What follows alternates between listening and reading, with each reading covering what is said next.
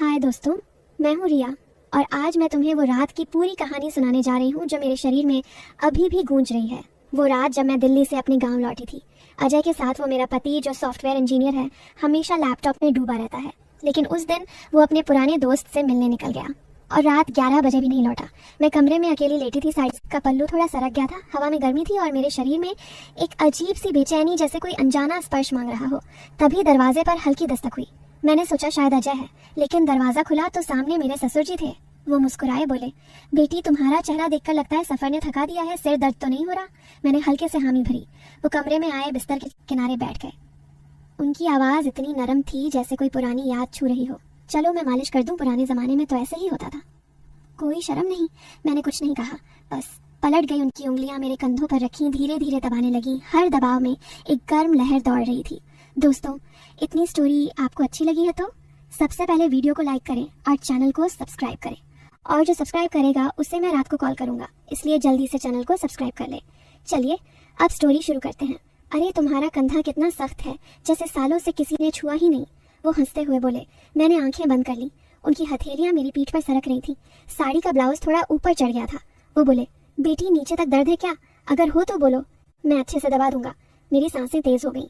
मैंने कहा, हाँ थोड़ा नीचे। उनकी उंगलियां मेरी कमर पर पहुंची, धीरे धीरे गोल गोल घुमाने लगी। तुम्हारी कमर तो इतनी नरम है जैसे रेशम। उनकी सांस मेरे कान के पास थी। मैंने खुद को रोकने की कोशिश की, लेकिन शरीर बेकाबू हो रहा था। अब तो पेट भी दबाना पड़ता है। आजकल की लड़कियां इतना काम करती हैं, सब टेंशन पीठ में आ जाता है। उनकी हथेलियां मेरे पेट पर रखी, हल्के हल्के दबाते हुए नीचे की तरफ सरक रही थी। मेरी साड़ी का पल्लू पूरी तरह गिर चुका था। मैंने आंखें खोली तो देखा वो मुझे घूर रहे थे। तुम्हारी आंखें कितनी गहरी हैं, जैसे कोई रात छुपा हो। वो मुस्कुराए। मैंने कुछ नहीं कहा। उनकी उंगलियां अब मेरी जांघों पर थीं। यहाँ भी दर्द है ना? चलो मैं ठीक कर दूं। वो धीरे धीरे ऊपर की तरफ बढ़ रहे थे। मेरी सांसें रुक रही थीं। तभी बाहर से बाइक की आवाज आई। अजय की। वो चौंक गए, उठे, बोले, अरे अजय आ गया। मैं जाता हूँ, और चले गए। मैं वहीं लेटी रही। दिल धड़क रहा था। वो रात मेरे लिए खत्म नहीं हुई थी। अगले दिन सुबह जब मैं उठी तो ससुर जी ने मुझे चाय दी। बोले, कल रात अच्छी नींद आई? मैंने शर्माते हुए कहा, हाँ बहुत अच्छी। वो मुस्कुराए। अगर कभी फिर दर्द हो तो बुला लेना। मैंने कुछ नहीं कहा, बस दिल में एक सवाल था। क्या वो जानते थे कि मेरी बेचैनी सिर्फ दर्द की नहीं थी? क्या वो भी महसूस कर रहे थे? वो दिन बीतते गए, लेकिन हर शाम जब अजय ऑफिस से लौटता मैं सोचती, क्या आज रात फिर वो आएंगे? क्या फिर वो मेरे कंधों पर हाथ रखेंगे? क्या फिर वो मेरी कमर को ऐसे दबाएंगे जैसे कोई गुप्त वादा हो रहा हो? मैंने खुद से कहा, रिया ये गलत है, ये तुम्हारा ससुर है। लेकिन फिर भी जब वो घर में होते, उनकी नजरें मुझ पर टिक जाती तो मेरी सांसें थम जाती। एक शाम मैं किचन में थी। साड़ी का पल्लू मेरे कंधे से सरक रहा था। वो पीछे से आए, बोले, बेटी आज फिर थक गई लगती हो। मैंने मुड़कर देखा। उनकी आंखों में वही गर्माहट थी। मैंने कहा, हाँ थोड़ी सी। वो बोले, चलो मैं मदद कर दूं, और मेरे पीछे खड़े हो गए। उनकी हथेलियां मेरे कंधों पर फिर से थीं।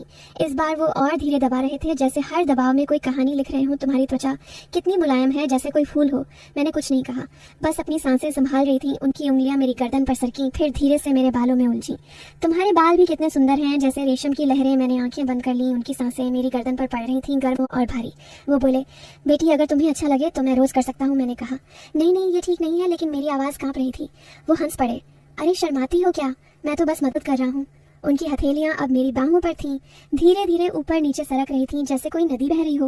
मैंने खुद को रोकने की कोशिश की, लेकिन मेरी जांघें कांप रही थीं। दोस्तों, इतनी स्टोरी आपको अच्छी लगी है तो सबसे पहले वीडियो को लाइक करें, चैनल को सब्सक्राइब करें। चलिए स्टोरी शुरू करते हैं। वो बोले, तुम्हारी सांसें तेज हो रही हैं, क्या दर्द ज्यादा है?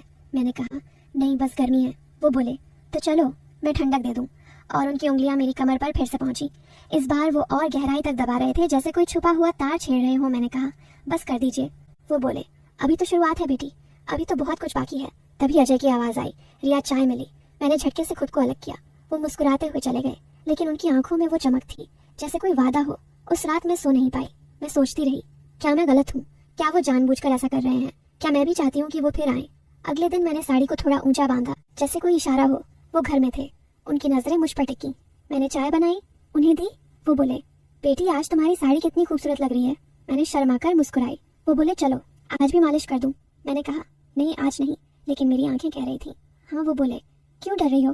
मैं तो बस तुम्हारी देखभाल कर रहा हूँ। मैंने कहा, ठीक है, लेकिन सिर्फ कंधे तक। वो मुस्कुराए और मेरे पीछे आ गए। इस बार उनकी उंगलियां और धीरे धीरे चल रही थीं, जैसे कोई गाना बज रहा हो। मैंने आंखें बंद कर ली। उनकी हथेलियां मेरी पीठ पर थीं, फिर कमर पर, फिर जांघों पर। वो बोले, तुम्हारी जांघें कितनी मजबूत हैं, जैसे कोई मूर्ति हो। मैंने कुछ नहीं कहा, बस महसूस कर रही थी। उनकी गर्माहट मेरी त्वचा में घुल रही थी।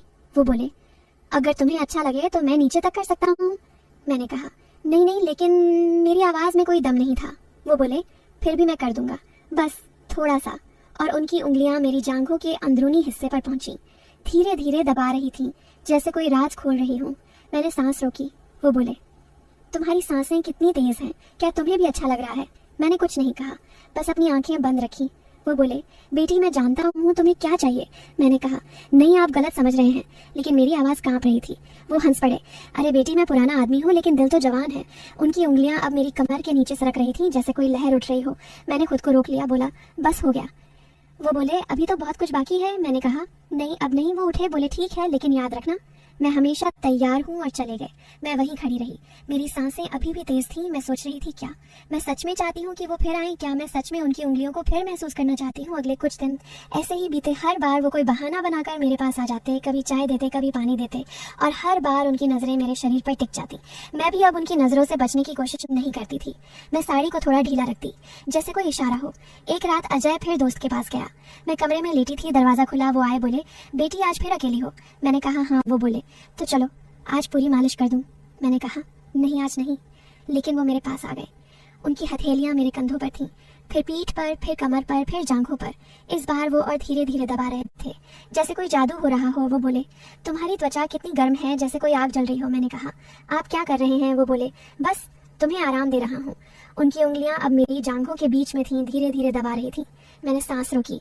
वो बोले, तुम्हारी सांसें कितनी तेज हैं, क्या तुम्हें भी अच्छा लग रहा है? मैंने कहा, नहीं, लेकिन मेरी आवाज़ झूठी थी।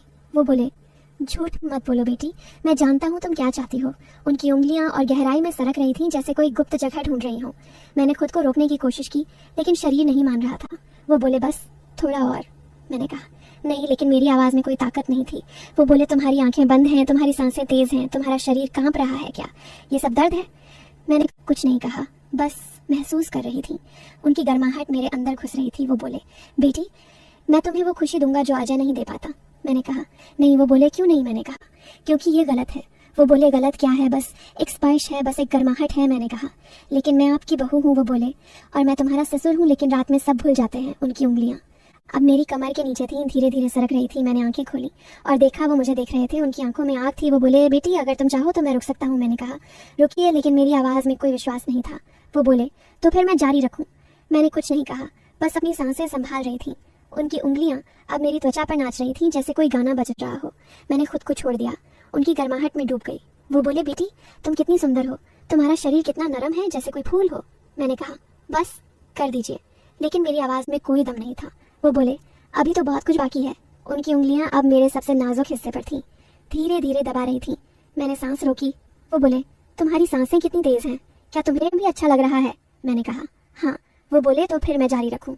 मैंने कुछ नहीं कहा, बस अपनी आंखें बंद कर ली। उनकी उंगलियां अब मेरे अंदर की गहराई तक पहुंच रही थीं, जैसे कोई राज खोल रही हो। मैंने खुद को छोड़ दिया, उनकी गर्माहट में डूब गई। वो बोले, बेटी अब तुम मेरी हो। मैंने कहा, नहीं, लेकिन मेरी आवाज़ में कोई ताकत नहीं थी। वो बोले, हाँ तुम मेरी हो। मैंने कुछ नहीं कहा, बस महसूस कर रही थी। उनकी उंगलियां मेरे अंदर की हर जगह को छू रही थीं, जैसे कोई जादू हो रहा हो।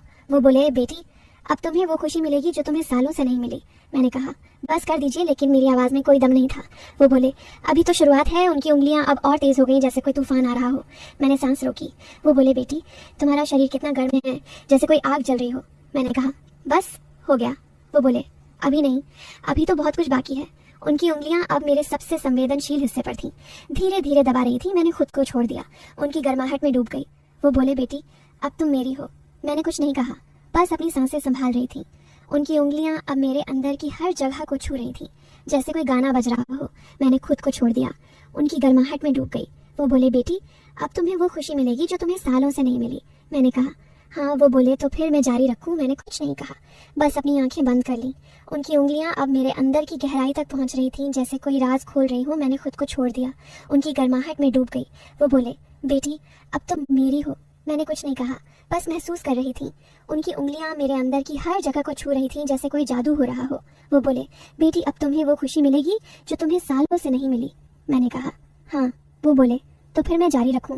मैंने कुछ नहीं कहा, बस अपनी आंखें बंद कर लीं। उनकी उंगलियां अब मेरे अंदर की गहराई तक पहुंच रही थीं, जैसे कोई राज खोल रही हो। मैंने खुद को छोड़ दिया, उनकी गर्माहट में डूब गई। वो बोले, बेटी अब तुम मेरी हो। मैंने कुछ नहीं कहा, बस महसूस कर रही थी उनकी उंगलियां मेरे अंदर की हर जगह को छू रही थी जैसे कोई जादू हो रहा हो। वो बोले, बेटी अब तुम्हें वो खुशी मिलेगी जो तुम्हें सालों से नहीं मिली। मैंने कहा हाँ। वो बोले, तो फिर मैं जारी रखूं? मैंने कुछ नहीं कहा, बस अपनी आंखें बंद कर ली। उनकी उंगलियां अब मेरे अंदर की गहराई तक पहुंच रही थी जैसे कोई राज खोल रही हूँ। मैंने खुद को छोड़ दिया, उनकी गर्माहट में डूब गई। वो बोले, बेटी अब तुम मेरी हो। मैंने कुछ नहीं कहा, बस महसूस कर रही थी उनकी उंगलियां मेरे अंदर की हर जगह को छू रही थी जैसे कोई जादू हो रहा हो। वो बोले, बेटी अब तुम्हें वो खुशी मिलेगी जो तुम्हें सालों से नहीं मिली। मैंने कहा हाँ। वो बोले, तो फिर मैं जारी रखूं? मैंने कुछ नहीं कहा, बस अपनी आंखें बंद कर ली। उनकी उंगलियां अब मेरे अंदर की गहराई तक पहुंच रही थीं जैसे कोई राज खोल रही हूँ। मैंने खुद को छोड़ दिया, उनकी गर्माहट में डूब गई। वो बोले, बेटी अब तुम मेरी हो। मैंने कुछ नहीं कहा, बस महसूस कर रही थी उनकी उंगलियां मेरे अंदर की हर जगह को छू रही थीं जैसे कोई जादू हो रहा हो। वो बोले, बेटी अब तुम्हें वो खुशी मिलेगी जो तुम्हें सालों से नहीं मिली।